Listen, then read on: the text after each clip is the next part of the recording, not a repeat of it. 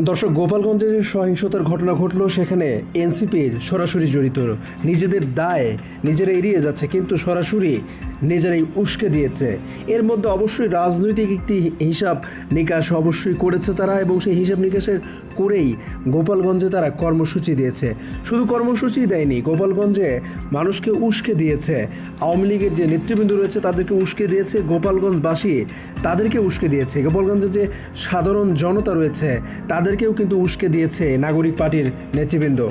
একটু খেয়াল করে দেখবেন যে তাদের যে পদযাত্রা যে কর্মসূচি জুলাই থেকে শুরু হয়েছে, তারা প্রত্যেকটা জায়গায় যখন কর্মসূচি ঘোষণা করেছে তার আগে ফেসবুকে যে তাদের পোস্ট দিয়েছে, সেই পোস্টে তারা উল্লেখ করেছে পদযাত্রা। পদযাত্রা শব্দটি উল্লেখ করে তারা বিভিন্ন জেলায় প্রোগ্রাম করছে। কিন্তু একমাত্র গোপালগঞ্জের বেলায় তাদের যে ফেসবুক পোস্ট, সেখানে তারা মার্চ টু গোপালগঞ্জ উল্লেখ করেছে। এটা নিয়ে বিবিসি বাংলা একটি রিপোর্ট করেছে, সেই রিপোর্টে একদম স্পষ্ট করে কিন্তু উল্লেখ করা হয়েছে। যদিও এনসিপির নেতা কর্মীরা রয়েছে তারা এই বিষয়টাকে এড়িয়ে যাচ্ছে, তারা বারবার বোঝার চেষ্টা করছে, বলার চেষ্টা করছে যে আমরা এটাকে মেটাফরিক্যালি ব্যবহার করেছি, কিন্তু আসলে কি বাস্তবে কি তাই?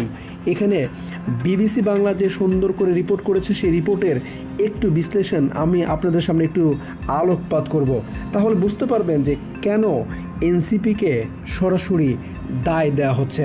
এনসিপি যে সরাসরি জড়িত এবং উস্কে দিয়েছে এই কর্মসূচিকে ঘিরে, এটি বলাই যায়। কেবল গোপালগঞ্জের ক্ষেত্রেই যে শব্দটি ব্যবহার করেছে এটি একদম স্পষ্ট।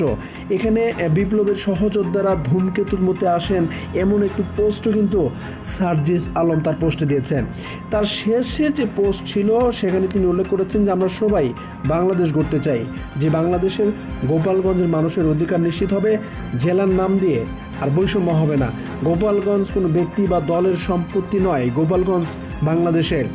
অনেকে মনে করেছেন এনসিপি যেভাবে গোপালগঞ্জের মুখে তাদের কর্মসূচি ঘোষণা দিয়েছে তা আওয়ামী লীগের নেতাকর্মীদেরকে উস্কে দিয়েছে।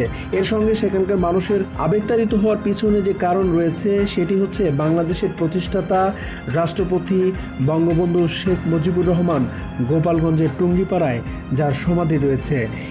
আর এই পোস্টকে ঘিরেই উস্কানিটা দেওয়ার অভিযোগ উঠেছে নাগরিক পার্টির নেতৃবৃন্দের বিরুদ্ধে। এখানে একটি বিষয় আপনাদেরকে জানিয়ে রাখি যে ঢাকা বিশ্ববিদ্যালয়ের শিক্ষক রাজনৈতিক বিশ্লেষক জুবাইদা নাসরিন এই বিষয়টাকে স্পষ্ট করেছেন। তিনি বলেছেন রাজনীতিতে পদযাত্রা শব্দের যে অনুবাদ সেটি হেঁটে মানুষের সাথে গণসংযোগ করাকে বোঝায়, তবে পদযাত্রা যখন মার্চ হয়ে যায় এটার একটা গতি থাকে।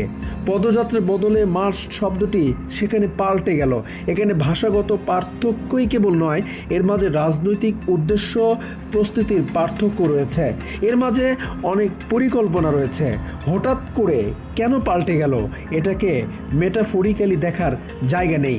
মেটাফরিক্যালি মানেই কিন্তু শব্দ দিয়ে একটা কিছু বোঝাচ্ছি এমনটা কিন্তু না, এটার একটা ইন্টারনাল পলিটিক্স আছে বলে মনে করেন জুবাইদা নাসরিন। এই মার্চ শব্দটি গোটা পরিস্থিতিকে আরও বেশি উস্কে দিয়েছে, যা গোপালগঞ্জের জন্য একটি ভয়ঙ্কর পরিস্থিতি তৈরি হয়েছে।